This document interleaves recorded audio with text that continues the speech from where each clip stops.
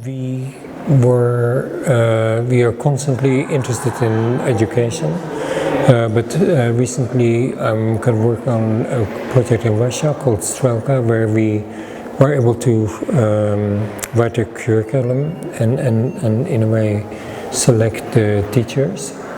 And what we're doing is to look at a series of interconnected subjects for an education that only takes 1 year, and that you don't necessarily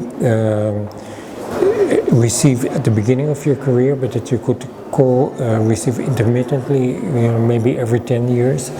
And that basically is kind of focused on research, and that simply kind of refreshes your understanding of the world. Influences, it's really an unbelievable amount, and I'm kind of always reluctant to say there's one particular influence, and it's mostly driven, of course, by admiration. And I admire the Romans, I admire the Gothic, I admire the Renaissance, I admire. So it's really, in a way, too much to mention. But of course, it is also a contextual thing. Sometimes some people seem to be more relevant than other times. So kind of recently it's been a metabolist, but as a kind of constant I would say that the work of Mies van der Rohe really interests me. Initially very much Ivan Leonidov, the Russian architect, but now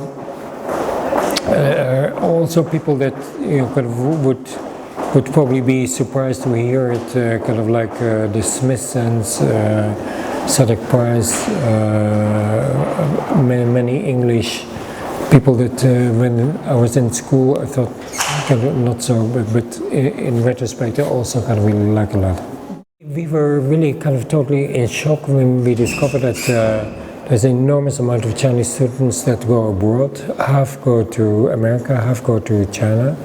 But there's a very small percentage of Europeans that actually study outside Europe.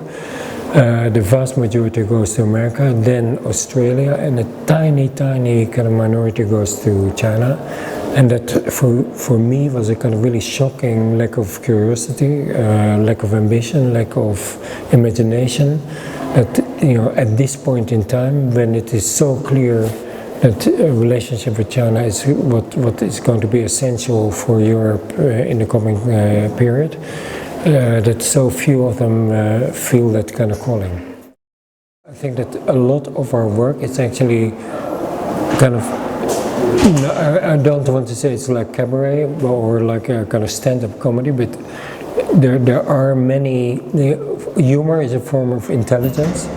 And a form of acutely seeing things in a kind of relative situation, and that is an essential driving force. And I'm kind of very sad that kind of in general the discourse of architecture is entirely without humor, and therefore that part of it seems not on the radar, but it's a very driving force for what we're doing.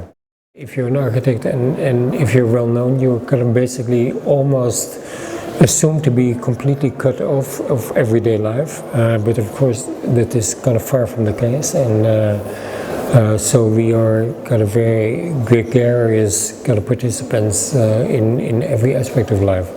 And that is actually one of the kind of reasons that we're in Holland, because there's simply no cult of celebrity whatsoever. And we can be actually totally anonymous there, and so and I would say that's the kind of mentality of the office as a whole. We are the opposite of kind of ivory tower and kind of really greedy for life.